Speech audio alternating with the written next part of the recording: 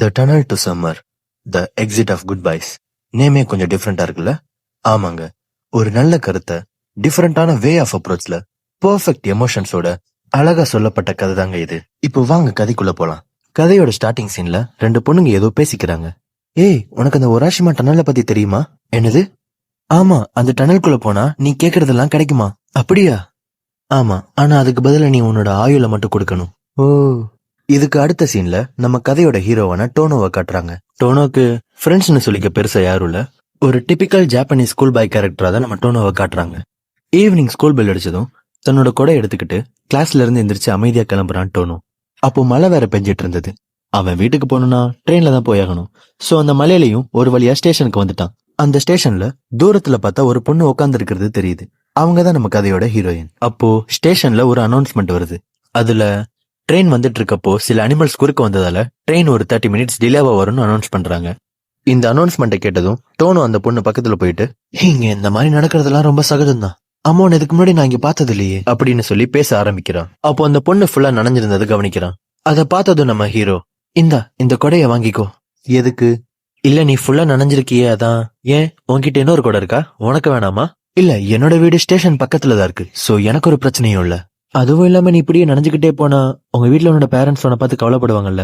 ஏன் உன்னோட பேரண்ட்ஸ் உன்னை பத்தி கவலைப்பட மாட்டாங்களா? இல்ல, என்னை பத்தி கவலைப்படுறதுக்கு என் வீட்டுல யாரும் இல்ல. எனக்கும் அதே நிலைமை தான், எனக்கு பேரண்ட்ஸே இல்ல. அப்படி சொன்னதும் நம்ம ஹீரோ, ஓகே அதுவும் நல்லதான் அப்படின்னு சொல்றான்.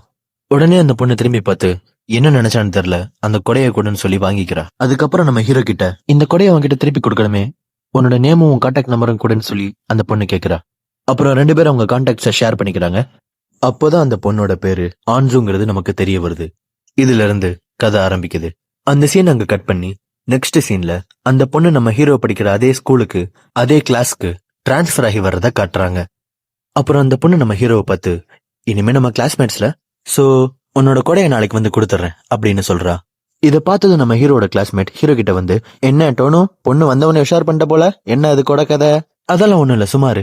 இந்த மாதிரி கேலியும் கிண்டலுமா கேட்டுக்கிட்டு இருக்கான். நெக்ஸ்ட் சீன்ல வழக்கமா ஒரு கிளாஸ்க்கு நியூ ஸ்டூடெண்ட் வந்தா அவங்க கிட்ட பேசி ஃப்ரெண்ட் ஆறதுக்கு ஆல்ரெடி இருக்க ஸ்டூடெண்ட்ஸ் ட்ரை பண்ணுவாங்க இல்லையா? அதே மாதிரி இந்த கிளாஸ் பசங்களும் பேசுறதுக்காக வராங்க. ஆனா நம்ம ஆன்சு கொஞ்சம் மோரண்டு பிடிச்சவ, திமிரு பிடிச்சவ, யார்கிட்டயுமே பேசல. அதையும் தாண்டி ஒரு பொண்ணு விடாப்படியா போய் பேச நினைச்சா. அப்புறம் நோஸ் கட் வாங்கிட்டு திரும்ப வந்துட்டா. அதை பார்த்ததும் நம்ம ஹீரோ மிரண்டுட்டான். அம்மாடி, பஜாரியா இருப்பாளோ அந்த மாதிரி. இதுல இருந்து கதையில என்ன சொல்ல வராங்கன்னா, ஆன்சு எதனாலயோ டிராமடைஸ்டா இருக்கா. ஆன்சு அவ லைஃப்லயும் ஒரு பெரிய டிராமாவை ஃபேஸ் பண்ணிருப்பான்னு நம்ம இங்க இருந்தே புரிஞ்சுக்கலாம். அண்ட் தென் டோனு அவன் வீட்டுல இருக்க மாதிரி காட்டுறாங்க. அவன் எப்பயும் போல நைட் டைம்ல பாட்டு கேட்டுக்கிட்டே தன்னோட ரூம்ல உட்காந்துருக்கான். அப்போ கீழே ஒரு சத்தம் கேக்குது. என்னன்னு போய் பார்த்தா அது டோனுவோட அப்பா. இதுவும் யூஸ்வலா நடக்கிறதுதான். எப்போ அவங்க அம்மா அவங்க வீட்டு விட்டு போனாங்களோ அப்போ இருந்தே அவங்க அப்பா குடிக்க ஆரம்பிச்சிருக்காரு. குடிச்சிட்டு போதையில எதையாவது உளறிக்கிட்டு இருப்பாரு. அது அவனுக்கு பழகி போன விஷயம் தான். சோ கீழே போய் பார்த்துட்டு தண்ணி குடிச்சிட்டு மேல போலான்னு போறப்போ அவங்க அப்பா அவனை பிடிச்சு, இது எல்லாமே உன்னாலதான்டா, உன் அம்மாவும் நம்மளை விட்டு போயிட்டா, உன் தங்கச்சியும் இறந்துட்டா, இது எல்லாமே உன்னாலதான், பேசாம நீ செத்துரு, உன் தங்கச்சியை திரும்ப கொண்டு வந்துரு, எனக்கு நீ தேவையே இல்ல. இந்த மாதிரி நிறைய கடுமையான வார்த்தைகளால டோனுவோட அப்பா அவனை காயப்படுத்துறாரு. அவனுக்கு சின்னதா பேனிக் அட்டாக் வர அளவுக்கு அவன் ரொம்ப பயந்து போய் நிக்கிறான். Because he is also a kit, right? Just 17 years old. So உடனே அவன் பயத்துல வீட்டை விட்டு வெளியே ஓடுறான். ரொம்ப தூரம் ஓடுறான். அப்படி அவன் ஓடிக்கிட்டு இருக்கப்போ ஒரு ட்ரெயின் டனலை பாக்குறான். ரயில்வே ட்ராக்ல மெதுவா அதை நோக்கி நடந்து போயிட்டு இருக்கும்போது திடீர்னு பின்னாடி ஒரு சத்தம். என்னன்னு பார்த்தா ட்ரெயின் வந்துருச்சு. அதுல இருந்து தப்பிக்கிறதுக்காக அவன் ரைட் சைடு குதிக்கிறான். அங்க இருந்து கீழே குதிச்சு அந்த பள்ளத்துல போய் பார்த்தா அங்க இன்னொரு டனல் இருக்கு. அந்த டனல் கொஞ்சம் வித்தியாசமா இருக்கிறத அவன் ஃபீல் பண்றான். சரி, உள்ள என்னதான் இருக்குன்னு பாப்போம்னு சொல்லி உள்ள போறான். உள்ள போய் பார்த்தா ஆரஞ்சு, ரெட்டிஷ், க்ளோவிங் கலர்ல இருக்கக்கூடிய லீவ்ஸ், தண்ணி, அப்புறம் நிறைய தூண்கள், அப்புறம் வித்தியாசமா ஏதோ ஒண்ணு உணர்றான். திரும்ப அவன் உள்ள போறான். ஏதோ ஒன்னு ஸ்ட்ரேஞ்சா அங்க நடக்கிறத அவன் ஃபீல் பண்றான். இருந்தாலும் அந்த டனலோட க்ளோவிங் அவனை அட்ராக்ட் பண்ணி உள்ள இழுக்குது. மெதுவா அவன் நடந்து போயிட்டு இருக்கும்போது உள்ள கொஞ்சம் தூரத்துல ஒரு செருப்பு இருக்கிறத பாக்குறான். அது என்னன்னு எடுத்து பார்க்கும்போது கரேன் அப்படின்னு அவனோட தங்கச்சியோட பேர் அதுல எழுதியிருக்கு. அது அவன் பார்த்ததும், இது எப்படிங்க, இதுக்கு வாய்ப்பு இல்லையே, கரேன் கரேன் கரேன் நீ இங்கதான் இருக்கியா அப்படின்னு சொல்லி கத்திக்கிட்டே அவன் எல்லா விஷயத்தையும் மறந்து டனலுக்குள்ள ஓட ஆரம்பிக்கிறான். அப்படி அவன் ஓடிக்கிட்டே இருக்கும்போது ஒரு பறவை பறந்து வந்து அவனோட முகத்துல விழுகுது. அது என்னன்னு பார்க்கும்போதுதான் தெரியுது, அது அவன் ஆல்ரெடி வளர்த்த இறந்து போன அவனோட பேர்டு கீ. அதை அவ எப்படி கண்டுபிடிக்கிறான்னா, அவன் ஏற்கனவே கீக்கு சொல்லி கொடுத்த பாட்டை இந்த பறவை அப்படியே பாடிச்சு. இந்த இடத்துலதான் டனல்ல ஏதோ வினோதமா நடக்குதுங்கிறத டோனு ரியலைஸ் பண்ணி அங்க இருந்து வெளியே ஓட ஆரம்பிக்கிறான். இறந்து போன தான் பறவைய திரும்ப பார்த்ததால ஒரு பயம் கலந்த குழப்பத்தோடையும் நடுக்கத்தோடையும் அந்த டனலை விட்டு வீட்டுக்கு கிளம்புறான் டோனு. திரும்ப வீட்டுக்கு போனதும் மாடியில இருக்க தன்னோட ரூமுக்கு போயிட்டு அவனோட போனை எடுத்து பாக்குறான். அப்பதான் தெரியுது போன்ல சார்ஜ் இல்லாம ஆஃப் ஆயிருக்குன்னு.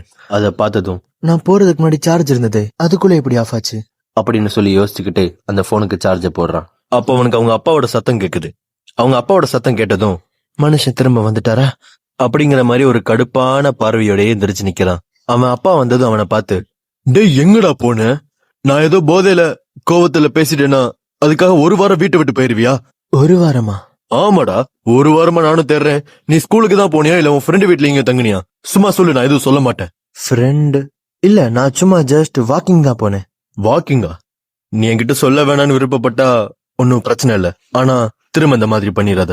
இத கேட்டதும் டோனுக்கு ஒன்னும் புரியல. ஏன்னா அவன் ஜஸ்ட் 3 to 4 minutes தான் டனலுக்குள்ள இருந்திருப்பான். ஆனா வெளியே 7 days ஆயிருக்குங்கிறத கேட்ட உடனே அவன் ரொம்ப ஷாக் ஆகுறான். இங்கதான் நமக்கு ஒண்ணு தெரிய வருது, அந்த டனலுக்குள்ள டைம் டைலேஷன் நடக்குதுன்னு. அதாவது வெளியே இருக்க டைமும் டனலுக்குள்ள இருக்க டைமும் சேம் கிடையாது. இந்த கதையோட ஸ்டார்டிங்லயே 2 பொண்ணுங்க பேசிட்டு இருந்திருப்பாங்க இல்லையா, நமக்கு வேணுங்கிறது கிடைக்கணும்னா நம்மளோட ஆயுள் அங்க கொடுத்தாகணும்னு பேசியிருப்பாங்க. அதுக்கான அர்த்தம், நமக்கு வேணுங்கிறது கிடைக்கணும்னா நம்மளோட வெளி உலக வாழ்க்கை காலத்தை நம்ம இழந்தாகணும். அப்படின்னா இதான் அந்த ஒராஷிமா டனல். நம்ம டோனுக்கு சடனா எதுவும் புரியலனாலும் அவன் கொஞ்சம் கொஞ்சமா புரிஞ்சுக்கிறதுக்கு ட்ரை பண்றான். அவனோட போன்ல சார்ஜ் இல்லாதது, அப்புறம் ஏகப்பட்ட மெசேஜஸ் அண்ட் அந்த போன்ல இருக்க டேட் அண்ட் டைம் பார்த்துட்டு, ஓ மை காட், அந்த டனல்ல டைம் டைலேஷன் நடக்குதா அப்படின்னு புரிஞ்சுக்கிறான். அண்ட் தென் நெக்ஸ்ட் டே அவன் ஸ்கூலுக்கு போகும்போது அந்த பொண்ணு அவனை பார்த்து, என்ன நீ ஒரு வாரமா ஸ்கூலுக்கு வரல? நம்ம கொடையை கொண்டு வந்து கொடுக்கலான்னு பார்த்தேன், ஆனா நீ வரல. இட்ஸ் ஓகே, நான் நெக்ஸ்ட் டைம் கொண்டு வந்து கொடுத்துட்றேன் அப்படின்னு சொல்றா. நம்ம டோனுக்கு அந்த டனல் மேல இருந்த கியூரியாசிட்டி அதிகமாகுது. சோ அகைன் அவன் அந்த டனலுக்கு போறான், போய் பாக்குறான், உள்ள என்ட்ராக ட்ரை பண்றான். அகைன் அந்த க்ளோவிங்னஸ் உள்ள அவனை கவர்ந்து இழுக்குது. அப்ப திடீர்னு பின்னாடி ஒரு சத்தம், டோனுக்குன், அன்சு நீயா, நீ இங்க அப்படின்னு சொல்லி அன்சுவை வெளியே இழுத்துட்டு போறான். அப்புறம் அன்சு டோனுவை பார்த்து, ஓ இதான் அந்த ஒராஷிமா டனலா, அப்ப அந்த ரூமர்ஸ் எல்லாம் உண்மைதான் போலயே அப்படின்னு சொல்றா. இங்க இருந்துதான் நம்ம டனல் ஆர்க் ஸ்டார்ட் ஆகுது. அவங்க உள்ள போகும்போது ஈவினிங் டைம், வெளியே வரும்போது நைட் டைம். இப்பதான் அன்சும் ரியலைஸ் பண்றா இங்க டைம் டைலேஷன் நடக்குதுன்னு. அவ்வளவு ஸ்மார்ட்டான பொண்ணுதான். அப்பதான் ஆன்சுக்கு ஒண்ணு தோணுது, இத வச்சு நம்ம நினைச்சதை நிறைவேற்றிக்கிட்டா என்ன அப்படின்னு. சோ ஆன்சு டோனு கூட ஒரு ஒப்பந்தம் போடுறா. அப்போ அன்சு சொல்றா, டோனு உனக்கும் ஒரு தேவை இருக்கு, எனக்கும் ஒரு தேவை இருக்கு. ஏன் நம்ம 2 பேரோட தேவையையும் ஒன்னாவே இந்த டனல்ட்ட கேட்டு நிறைவேற்றிக்க கூடாது அப்படின்னு. டோனு இதை கேட்டது ரொம்ப எக்ஸைட் ஆயிடுறான். தனக்கு வேணுங்கிறத இதை வச்சு நிறைவேற்றிக்கலாம்னு சொல்லி அவனும் நினைக்கிறான். சோ ஆன்சு கிட்ட, சரி ஆன்சு பண்ணலாம் அப்படின்னு சொல்லி அவனும் அந்த ஒப்பந்தத்துல சேர்ந்துக்கிறான். இந்த ஒப்பந்தத்தோட ரூல்ஸ் என்னன்னா, இந்த டனலை பத்தி யார்கிட்டயும் சொல்லக்கூடாது. அண்ட் டெய்லி ஸ்கூல் முடிஞ்சதும் அந்த டனலுக்கு போய் அவங்க இன்வெஸ்டிகேட் பண்ணணும். ஏன்னா அந்த டனலை ஸ்டடி பண்ணாதான் அந்த டனலை எப்படி யூஸ் பண்றதுன்னு கத்துக்க முடியும். சோ ஃபர்ஸ்ட் அவங்க கண்டுபிடிக்க வேண்டியது இந்த டனல்ல டைம் எப்படி வேலை செய்யுதுன்னு. சோ அதுல கொஞ்சம் கொஞ்சமா அவங்க எல்லா டெஸ்டையும் பண்ணி பாக்குறாங்க. அதுல டைமோட டிஃபரன்ஸை நம்மளால எந்த அளவுக்கு அக்யூரேட்டா மெஷர் பண்ண முடியும்னு சொல்லி பாக்குறதுக்காக டோனுக்குன்னு அந்த டனலுக்குள்ள ஒரு பர்டிகுலர் டிஸ்டன்ஸ்ல இருக்கிற ஒரு ரெட் கலர் ட்ரீயை தொட்டுட்டு வர சொல்லி ஆன்சு வெளியே ஒரு ஸ்டாப் வாட்சோட வெயிட் பண்ணிட்டு இருக்கா. டோனுவும் வேமா ஓடி போய் அந்த மரத்தை 3 செகண்ட்ல தொட்டு வந்துடுறான். வந்து ஸ்டாப் வாட்சை பார்க்கும்போது அதுல 2 hours கிராஸ் ஆயிருக்கு. 3 செகண்ட்ஸ்க்கு 2 hours ரொம்ப பெரிய டைம் டிஃபரன்ஸ். அது ஆன்சு கப்புன்னு பிடிச்சுக்கிறா. இதை வச்சு கால்குலேட் பண்ணி பார்க்கும்போது டனலுக்குள்ள 1 hourனா வெளியே 100 நாள், அதுவே டனலுக்குள்ள 1 நாள்னா வெளியே 6.5 years. இது ரொம்பவே பெரிய டைம் டிஃபரன்ஸ்ங்கிறத அப்பதான் ஆன்சு ரியலைஸ் பண்றா. அதுக்கப்புறம் ஃபர்தரா அவங்க இன்வெஸ்டிகேஷன்ஸ் பண்ணிட்டு இருக்காங்க. இதுக்கு நடுவுல வெக்கேஷன் லீவ்னு சொல்லி அவங்களுக்கு ஒரு 3 நாள் கிடைக்குது. இது ஆன்சு கால்குலேட் பண்ணி வச்சுக்கிறா. இந்த 3 நாளை டனல் டைமோட கம்பேர் பண்ணா 108 செகண்ட்ஸ். கிடைச்ச அந்த 108 செகண்ட்ஸ்ல இவங்களால எவ்வளவு தூரம் அந்த டனலுக்குள்ள ஓட முடியுமோ அவ்வளவு தூரம் அவங்க ஓடுனாங்கன்னா கண்டிப்பா அவங்களுக்கு தேவையானதை அந்த டனல் கொடுக்குன்னு நம்ம ஆன்சு முடிவெடுக்கிறா. இந்த டனல் எப்படி வேலை செய்யுதுன்னா, நீங்க என்ன விஷயம் வேணும்னு ஆசைப்படுறீங்களோ அதை உங்க மைண்ட்ல நினைச்சுக்கிட்டு நீங்க அந்த டனல்ல எவ்வளவு தூரம் உள்ள போறீங்களோ அதுக்கேத்த மாதிரி நீங்க நினைச்சது கிடைக்கிறதுக்கான அதிக சான்சஸ் இருக்கு. இப்படிதான் அந்த டனல் ஒர்க் ஆகுது.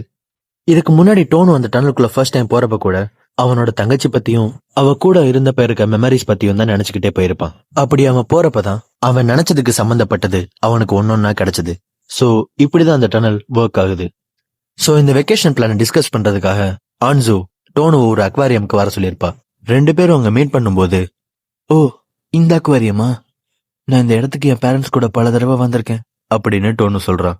ஆன்சுவும் ஓ அப்படியா அப்படின்னு சொல்லிட்டு அவளோட பிளான சொல்ல ஆரம்பிக்கிறா.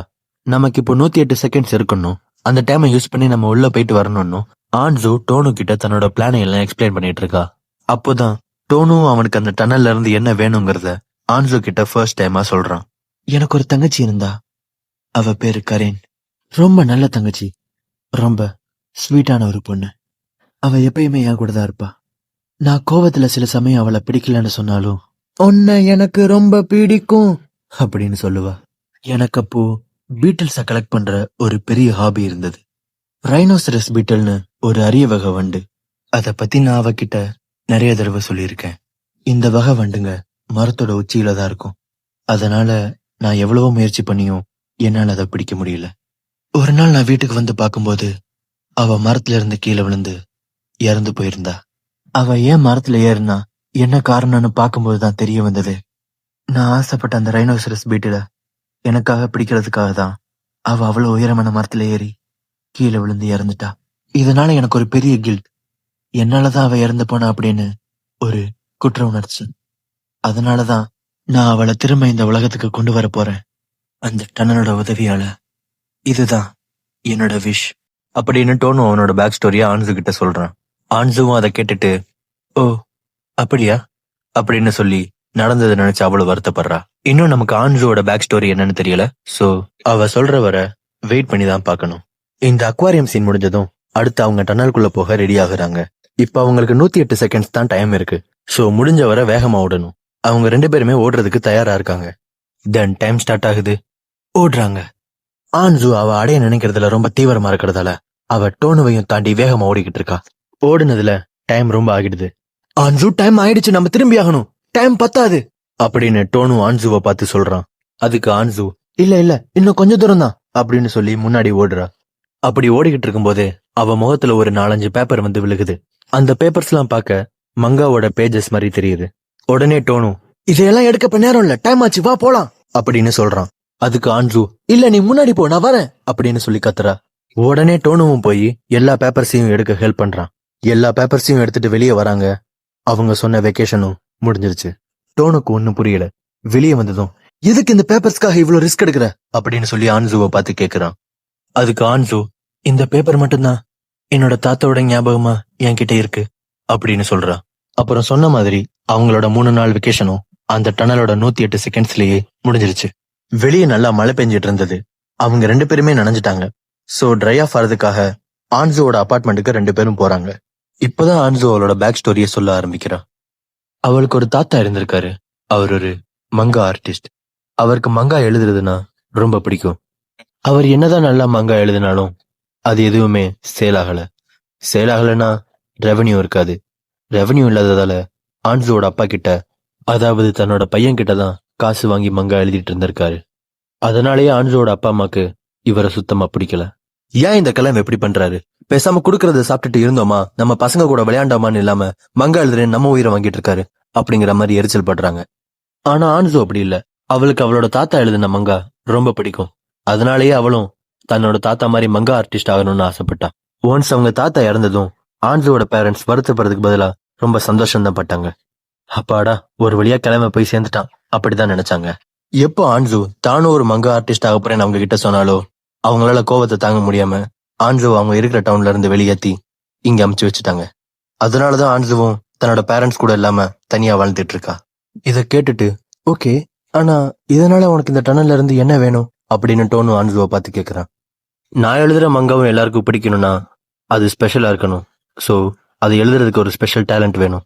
அதை தான் தன்னோட விஷா கேட்க போறதா சொல்றான். ஆனா நீ தான் ஆல்ரெடி ஸ்பெஷல் டேலண்ட் வச்சிருக்கியே, உனக்கு தான் நல்லா மங்கா எழுத வருதே அப்படின்னு டோனு ஆன்சுவை பார்த்து சொல்றான்.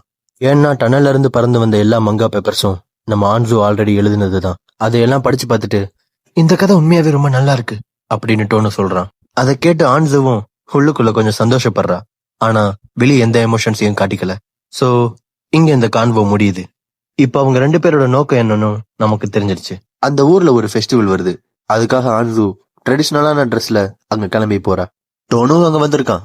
அங்க வச்சுதான் அவங்க 2 பேரும் அவங்களோட அடுத்த பிளான பத்தி டிஸ்கஸ் பண்றாங்க. அதுல அவங்க ஆகஸ்ட் 2ஆம் தேதி தான் அந்த டனலுக்குள்ள போறதாகவும், அப்புறம் அதுதான் அவங்களோட கடைசி டனல் ஜர்னியா இருக்கும்னு பேசிக்கிறாங்க. இந்த பிளான டிஸ்கஸ் பண்ணி முடிச்சதும் அவங்க அங்க இருந்து கிளம்புறாங்க. அன்னைக்கு நைட் டோனோ அவனோட வீட்டுக்கு போகும்போது அவங்க அப்பா வேற ஒரு லேடியை வீட்டுக்கு கூட்டிட்டு வந்திருக்காரு. அப்போ அவனோட அப்பா அவன்கிட்ட என்ன சொல்றாருன்னா, டே டோனு, இனிமே இதான் அவனோட புது அம்மா அப்படி சொல்றாரு. அதை கேட்டதும் டோனுக்கு என்ன பண்றதுன்னே தெரியல. உள்ள இருந்த அவனோட தங்கச்சி போட்டோவை பார்த்துட்டு, இதுக்கப்புறம் என்ன ஆகும்? நான் என்னோட தங்கச்சியை மறந்துடுவேனா? இனிமே நம்ம லைஃப் எப்படி போக போகுது? அந்த மாதிரி அவனுக்குள்ள நிறைய தாட்ஸ் ஓடிக்கிட்டு இருக்கு. அகைன் அவனுக்கு ஒரு சின்ன பேனிக் அட்டாக் மாதிரி வருது.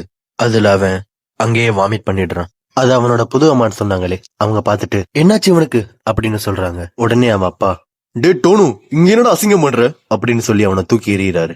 உடனே டோனு சட்டனை எந்திரிச்சு மாடியில இருக்க அவனோட ரூமுக்கு போயிடுறான். திரும்ப அவனுக்கு அந்த பயம், குழப்பம், நடுக்கெல்லாம் சேர்ந்து அந்த சின்ன பேனிக் அட்டாக் மாதிரி மறுபடியும் வருது. பயத்துல அவன் தரையிலேயே படுத்து தூங்கிடுறான். அப்படியே மார்னிங் ஆயிடுது. மொபைல்ல ஒரு மெசேஜ் வருது. என்னன்னு பார்த்தா ஆன்சு டோனுவை ஒரு ஹோட்டலுக்கு வர சொல்லியிருக்கா. டோனுவும் அங்க கிளம்பி போறான். சோ நெக்ஸ்ட் சீன் ஹோட்டல்ல தான் காட்டுறாங்க. அப்போ ஆன்சு சொல்றா, இங்க ஆம்பியன்ஸ் ரொம்ப நல்லா இருக்குல்ல, நல்லா காமா அமைதியா அப்படின்னு. அதுக்கு டோனுவும், ஆமா, நான் இங்க என் ஃபேமிலி கூட நிறைய தடவை சின்ன வயசுல வந்திருக்கேன் அப்படின்னு சொல்லி அவனோட பழைய மெமரிஸ் எல்லாத்தையும் அவன் நினைச்சு பாக்குறான். இப்பதான் ஆன்சு டோனுவை எதுக்காக இங்க வர சொன்னான்னு சொல்றான். என்ன சொல்றான்னா, நான் எழுதின மங்காவை ஒரு எடிட்டர் காமிச்சிருந்தேன். அவர் அதை பார்த்துட்டு, நீங்க எழுதின மங்கா ரொம்பவே நல்லா இருக்கு, நம்ம ஏன் சேர்ந்து ஒரு மங்கா பண்ணக்கூடாது, அதனால நீங்க கிளம்பி வாங்க, நாங்க உங்களுக்கு ஆஃபர் பண்றோம், நீங்க மங்கா எழுதலாம் அப்படின்னு சொன்னாரு அப்படின்னு ஆன்சு டோனு கிட்ட சொல்றா. உடனே டோனுவும், பாத்தியா, நான் தான் சொன்னேன்ல, நீ ஆல்ரெடி ஒரு ஸ்பெஷல் பர்சன் தான், அதனாலதான் அந்த எடிட்டர் உன் மங்காவை அக்செப்ட் பண்ணிருக்காரு. அதுக்கு ஆன்சு, அதெல்லாம் ஒண்ணும் இல்ல, அவங்க இப்போதைக்கு என்ன டெம்பரரியா தான் கூப்பிட்டுருக்காங்கன்னு நினைக்கிறேன், என்கிட்ட டேலண்ட்னு ஸ்பெஷலா சொல்லிக்க எதுவும் இல்ல அப்படின்னு சொல்றா. அதுக்கு டோனுவும், இல்ல ஆன்சு, உங்ககிட்ட டேலண்ட் இருக்கு அப்படின்னு 2 பேரும் வாக்குவாதத்துக்கு போறாங்க. அது கடைசியில சின்ன மனஸ்தாபத்துல போய் முடியுது. சோ இப்படி முடிஞ்சதால இது எப்படியாவது மாத்தி மூட கொஞ்சம் ஹாப்பி ஆக்கலாம்னு சொல்லி டோனு நினைக்கிறான். சோ நெக்ஸ்ட் சீன் அவங்க ரயில்வே ஸ்டேஷன்ல தான் இருக்காங்க. சோ கதையோட ஸ்டார்டிங் சீன்ல இவங்க 2 பேரும் ரயில்வே ஸ்டேஷன்ல மீட் பண்ணிக்கிட்டத ரீக்ரியேட் பண்ற விதமா டோனு கையில ஒரு சன்ஃபிளவர் எடுத்துட்டு ஆன்சு கிட்ட போறான். இந்த கொடைய வாங்கிக்கோ. என்ன இது எதுக்கு?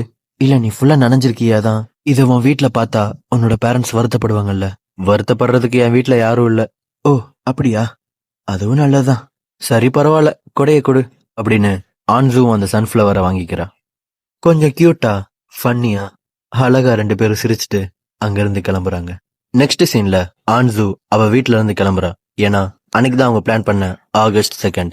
ஆனா டோனு அதுக்கு முன்னாடியே கிளம்பிட்டான். ஆமாங்க, ஆன்சு சொன்ன டேட்டுக்கு முந்தின நாள் நைட் அரௌண்ட் ஒரு 11 o'clock போலவே டோனு டனலுக்கு கிளம்பிட்டான். ஏன்னா ஏற்கனவே டோனு சொன்ன மாதிரி தான், ஆன்சு உனக்கு இந்த டனலுக்கு வரதுக்கு எந்த ஒரு தேவையும் இல்ல, ஏன்னா நீ கேக்குற டேலண்ட் உன்கிட்ட ஆல்ரெடி இருக்கு, அதனால நீ இந்த டனலுக்கு வர வேணாம் அப்படி சொல்லி இருந்திருப்பான். ஆன்சு நேரா டோனுவோட வீட்டுக்கு போய் பாக்குறா. அங்க டோனுவோட அப்பா, இல்லையம்மா, அவன் வீட்டுல இல்லையே, கொஞ்ச நாள் அவன் இப்படிதான் பண்ணிட்டு இருக்கான், எங்க போறான் எங்க வரான்னு எதுவுமே தெரிய மாட்டேங்குது. இத கேட்டதும் ஆன்சுக்கு புரிஞ்சிருச்சு டோனு டனலுக்கு தான் போயிருக்கான்னு. உடனே ஆன்சுவும் அந்த டனலுக்கு ஓடுறா. அப்படி ஓடும்போது ஆன்சுக்கு அவங்க 2 பேரும் சேர்ந்து ஒன்னா இன்வெஸ்டிகேட் பண்ணது, ஒன்னா டைம் ஸ்பெண்ட் பண்ணது, இந்த மாதிரியான நினைவுகளும் அவ கூடயே சேர்ந்து மைண்ட்ல ஓடிக்கிட்டு இருக்கு. இது எல்லாமே ஆன்சுக்கு புதுசா இருக்கு. ஏன்னா இது நாள் வர அவ எந்த ஒரு எமோஷனல் அட்டாச்மெண்ட்டும் இல்லாம வாழ்ந்திருக்கா. அஸ் அ கேர்ளா வித் எமோஷனல் பிரெயினோட ஏதாவது ஒரு எமோஷனல் அட்டாச்மெண்ட்ல தான் இருந்திருக்கணும். ஆனா அவ ஒரு பெரிய டிராமாவை ஃபேஸ் பண்ணிட்டு வந்ததால எந்த ஒரு எமோஷனல் அட்டாச்மெண்ட்டும் இல்லாம தான் இதுவரை வாழ்ந்திருக்கா. ஆனா டோனு கிட்ட அது கிரியேட் ஆயிருக்கு. ஆன்சு வேகமா டனல் பக்கத்துல போயிட்டு, டோனு என்னை ஏமாத்திட்டல, நான் உன்னை எவ்வளவு நம்பினேன், ஏன் இப்படி பண்ண அப்படின்னு கோவத்தோடையும் அழுகையோடையும் கத்திக்கிட்டு இருக்கா. அப்போதான் ஆன்சுக்கு ஒரு மெசேஜ் வருது. அந்த மெசேஜ் அனுப்புனது டோனு தான். அந்த மெசேஜ்ல என்ன இருந்ததுன்னா, ஆன்சு இப்ப நீ இந்த மெசேஜை ரிசீவ் பண்ணிருக்கேன்னா நான் இந்நேரம் டனலுக்குள்ள இருப்பேன்னு அர்த்தம். எனக்கு தெரியும் நீ கோவமாவும் உன்னை ஏமாத்திட்டேன்னு ஆத்திரத்தோடையும் இருப்பேன்னு.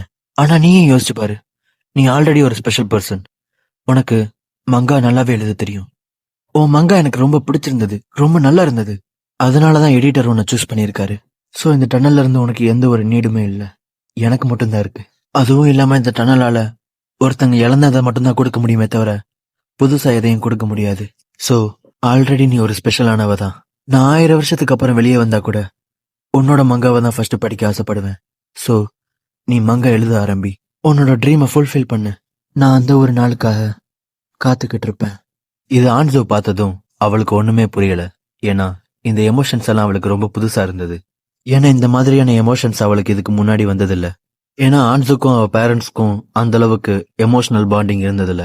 அவளோட தாத்தா மட்டும்தான் அவளுக்கு ஒரு நல்ல சப்போர்ட்டா இருந்திருக்காரு. மத்தபடி இந்த மாதிரியான எமோஷன்ஸ் எதுவுமே அவளுக்கு முன்னாடி இருந்ததில்ல. இந்த மாதிரியான எமோஷன்ஸ் அவளுக்கு ரொம்ப புதுசா இருக்கவும் அவளுக்கு என்ன பண்றது என்ன செய்யறதுன்னே தெரியாம அந்த மெசேஜை பார்த்து அழுதுகிட்டு, டோனு இப்ப என்ன நடக்குதுன்னு எனக்கு புரியல.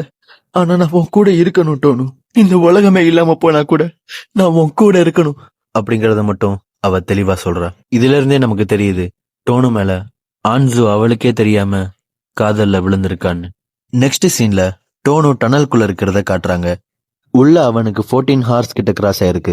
14 ஹார்ஸ்னா வெளி உலகத்துக்கு 4 வருஷங்கிறத அவன் பாக்குறான். அப்படி போய்கிட்டே இருக்கும்போது அவனோட செல்போனையும் தூக்கி போட்டுறான். இப்போ அவன் அவனோட பேக் பேக் மட்டும்தான். தூரத்துல அவனுக்கு ஒரு ஒளி தெரியுது. அது என்ன ஒளின்னு பக்கத்துல போய் பார்க்கும்போதுதான் தெரியுது அது ஒரு கதவு. அந்த கதவை பார்த்ததும் டோனு வேகமா போய் அதை திறக்கிறான். திறந்த உடனே பிரைட்டா ஒரு பிளாஷ். உள்ள பார்த்தா அவனோட யங்கர் வெர்ஷன்ல அவன் அங்க உட்கார்ந்திருக்கான். அப்ப அவனோட தங்கச்சி வரா. வந்ததும் அண்ணா இந்த அவனுக்காக ஜூஸ் அப்படின்னு சொல்லி ஒரு ஜூஸ கொடுக்கறா. அவனும் அதை குடிச்சிட்டு அவங்க சின்ன வயசுல பேசின மாதிரியே இப்ப அவங்க 2 பேரும் பேசிக்கிட்டு இருக்காங்க. டோனுக்கு இன்னும் ரியலைஸ் ஆகல அவன் இன்னும் அவனோட யங்கர் வெர்ஷன்ல தான் இருக்கான்னு. ஜஸ்ட் இது ஒரு சீன் மாதிரி நமக்கு காட்டுறாங்க. அப்ப அங்க ஒரு கண்ணாடி இருக்கு. அந்த கண்ணாடிய டோனு பாக்குறான். அதுல அவனுக்கு அவனோட பிரசன்ட் வெர்ஷன் தான் தெரியுது. அதை பார்த்ததும் தான் ரியலைஸ் பண்றான். ஓ, அந்த டனல் என்னோட ஆசையை நிறைவேற்றிருச்சு. நான் கரேன் கூட இருக்கேன். கரேன் உயிரோட இருக்கா யா அப்படிங்கிற மாதிரி ஒரு சந்தோஷத்தோட இருக்கான். ஆனா அப்போதான் அவனோட போன் ரிங் ஆகுது. என்னன்னு எடுத்து பார்த்தா அதுல நிறைய மெசேஜஸ் வந்துட்டு இருந்தது. எப்படி இந்த போனை தான் நான் டனல்ல தூக்கி போட்டேன்னு இது எப்படி இங்க வந்தது அப்படின்னு அந்த போன் எடுத்து பாக்குறான். நம்ம அன்சு தான் தொடர்ந்து அவனுக்கு மெசேஜ் பண்ணிட்டே இருந்திருக்கா. அந்த மெசேஜஸ் இப்பதான் இவனுக்கு ரீச் ஆகுது. அந்த மெசேஜஸ் எல்லாத்தையும் பார்த்ததும் ஒரு நிமிஷம் அவன் எந்திரிச்சு நின்னு என்ன பண்றதுன்னு தெரியாம பிளாங்க் ஆன மாதிரி நிக்கிறான். அப்போ அவனோட தங்கச்சி உள்ள வந்து, என்னன்னா அது உன்னோட ஃப்ரெண்டா? ஆமா, ஆனா இப்போ இல்ல. இப்போ இல்லையா? ஏன் உங்களுக்குள்ள சண்டையா? அப்படின்னு இல்ல. ஆனா ஃப்ரெண்ட்ஸ் கூட சண்டை போடுறது தப்பு இல்ல. உங்களுக்கும் ஃப்ரெண்ட்ஸ்னு சொல்லிக்க பெருசா யாரும் இல்ல. அப்படி இருக்கப்ப எதுக்காக சண்டை போடுறீங்க? பரவாயில்ல, அதான் எனக்கு நீ இருக்கே இல்ல. தெரியும், நான் இருக்கேன். உங்களுக்கு என்ன ரொம்ப பிடிக்கும். இருந்தாலும் மத்தவங்களுக்கும் உங்களை பிடிக்கணும்னு எனக்கு ஒரு விருப்பம். அப்பதானே உங்களை ஒருத்தவங்களுக்கு பிடிக்கும் போது நானும் அவங்களுக்கு பிடிச்சவளா இருப்பேன். அப்போ நம்ம 3 பேரும் சேர்ந்து ஒன்னா சந்தோஷமா இருக்கலாம் அப்படின்னு கரேன் சொன்னதும் அப்பதான் டோனுக்கு ஒண்ணு புரிய வருது. நான் கரேன் கூட தான் இருக்கணும்னு விரும்புறேன். ஆனா இப்போ எனக்காக வெளியே ஒருத்தங்க காத்துக்கிட்டு இருக்காங்க அப்படின்னு அவன் ரியலைஸ் பண்றான். அப்புறம் அவன் ஆன்சு கூட தான் இருக்கணுங்கிறத முடிவு பண்ணி அந்த டனலை விட்டு வெளியேற ட்ரை பண்றான். டோனு கதவை திறக்கும் போது கரேன் வந்து, அண்ணா நீங்க போயிட்டு வாங்க, எனக்கு உங்களை ரொம்ப பிடிக்கும் அப்படின்னு சொல்லி தன்னோட அண்ணனை வழி அனுப்பி வைக்கிறா. டோனுவும் அந்த டனல்ல இருந்து வெளியேறதுக்காக வேகமா ஓடி வந்துட்டு இருக்கான். அந்த சீன் அப்படியே கட் பண்ணா ஆன்சுவை காட்டுறாங்க. பெரிய பொண்ணா வளர்ந்துட்டா. ஏன்னா 2005 இருந்து 2013, அதாவது 8 வருஷம் கடந்துருச்சு. இப்போ ஆன்சு ஒரு மங்கா ஆர்டிஸ்டாவும் ஆகிட்டா. அண்ட் அவளுக்கு ஒரு அசிஸ்டன்ட்டும் இருக்கிற மாதிரி காட்டுறாங்க. நெக்ஸ்ட் சீன்ல டோனுவும் ஆன்சுவும் மீட் பண்ணிக்கிட்ட சேம் ஹோட்டல்ல ஆன்சு இருக்கிற மாதிரி காட்டுறாங்க. அங்க ஒரு பையன் அவகிட்ட, நீ உன்னோட ஹெல்த்தையும் பாத்துக்கணும். நீ இப்படி கண்டினியூஸா ஒர்க் பண்ணிக்கிட்டே இருந்தா அப்புறம் நீயே உன் ஹெல்த்தை கெடுத்துக்கிற மாதிரி ஆயிரும் அப்படின்னு அட்வைஸ் பண்ணிக்கிட்டு இருக்கான். அந்த பையன் யாரு என்னன்னு நமக்கு எக்ஸாக்டா சொல்லல. ஆனா இது மூலியமா ஆன்சு இன்னும் டோனுவையே தான் நினைச்சுக்கிட்டு இருக்கானோ, அவ ஒர்க்ல மட்டும்தான் கான்சென்ட்ரேட்டோட இருக்கானோ நமக்கு சொல்றாங்க. நெக்ஸ்ட் சீன்ல ஆன்சு அந்த ஓல்டு ரயில்வே ஸ்டேஷனுக்கு தான் போறா. டோனுவோட கொடைய கையில வச்சுக்கிட்டு டோனுவை நினைச்சு அழுதுகிட்டு இருக்கா. ரொம்ப அழுகிறா. ஏன்னா அந்த ரயில்வே ஸ்டேஷன் வர்றப்பையும் அந்த அனௌன்ஸ்மெண்ட்டை கேட்கறப்பையும் டோனுவோட இருந்த நினைவுகள் தான் வந்துகிட்டே இருக்கு. அப்போதான் சடனா போன் ரிங் ஆகுது. என்னன்னு எடுத்து பார்த்தா நம்ம டோனுவோட மெசேஜஸ். ஆமாங்க, அவன் டனலை விட்டு வெளியே வந்துகிட்டு இருக்கான். சோ மெசேஜஸும் ஒன்னொன்னா வருது.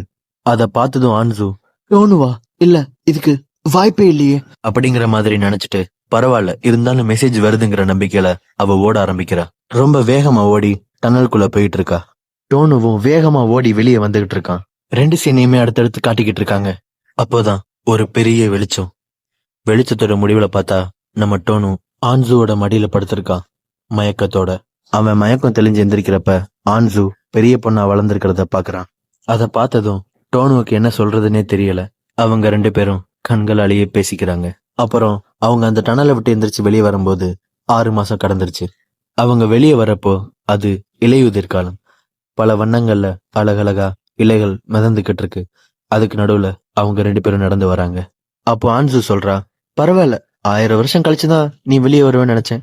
இப்பயே வந்துட்ட, சந்தோஷம்தான்.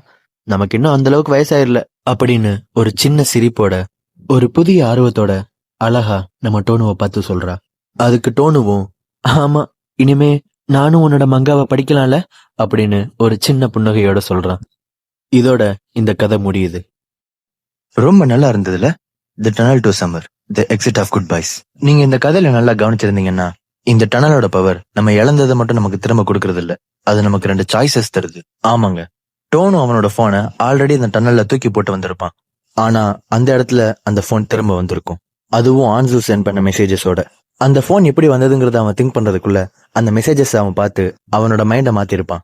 அதுதாங்க அந்த டனல் நமக்கு தர செகண்ட் ஆப்ஷன். நீங்க அந்த பாஸ்ட்லயே இருக்க போறீங்களா, இல்ல உங்க பிரசன்ட் லைஃப்க்கு திரும்ப போறீங்களா? டோனுக்கு இருந்தது 2 ஆப்ஷன். பாஸ்ட்லயே இருந்துட்டா அவனோட கில்ட் போயிரும், ஆனா அவனோட பிரசன்ட் லைஃப் எல்லாமே எரேஸ் ஆயிரும். அப்போ அங்க கரேனும் உயிரோட இருப்பா, அண்ட் அவனுக்கு ஒரு புது லைஃபும் ஸ்டார்ட் ஆயிரும். ஆனா பிரசன்ட்ல இவனுக்காக காத்துட்டு இருக்க ஆன்சு அப்படியே தான் இருப்பா. இவன் வாழ வேண்டிய பிரசன்ட் லைஃபும் இவன் இல்லாமலே அழிஞ்சு போயிரும். சோ இந்த இடத்துல 2 சாய்ஸஸ் இருக்கு. எப்பயுமே நமக்கு பாஸ்ட் ஓவர் பிரசன்டா இருக்கவே கூடாது, பிரசன்ட் ஓவர் பாஸ்டா தான் இருக்கணும். ஏன்னா பாஸ்ட் எதையும் நமக்கு திரும்ப தரப்போறது இல்ல. பிரசன்டா ஃபோக்கஸ் பண்ணாதான் நம்மளோட ஃபியூச்சர் நல்லா இருக்கும். சோ பிரசன்ட்டை எப்பயும் ஒரு பிரசன்டா, ஒரு கிஃப்டா வச்சுக்கணும்னா நம்ம கில்ட்டை எப்பயுமே உள்ள வச்சுக்க கூடாது. அப்படிங்கிற ஒரு நல்ல கருத்து தான் இந்த படம் மூலியமா நமக்கு சொல்ல வராங்க. இந்த வீடியோ உங்களுக்கு பிடிச்சிருந்தா மறக்காம like, share, hype and subscribe பண்ணிருங்க. அண்ட் இந்த படத்தை பத்தின உங்களோட கருத்து என்னங்கிறதையும், நெக்ஸ்ட் நம்ம எந்த படத்தை பத்தி பேசலாங்கிறதையும் மறக்காம கமெண்ட் செக்ஷன்ல சொல்லுங்க. நெக்ஸ்ட் வீடியோல பார்க்கலாம். பாய்.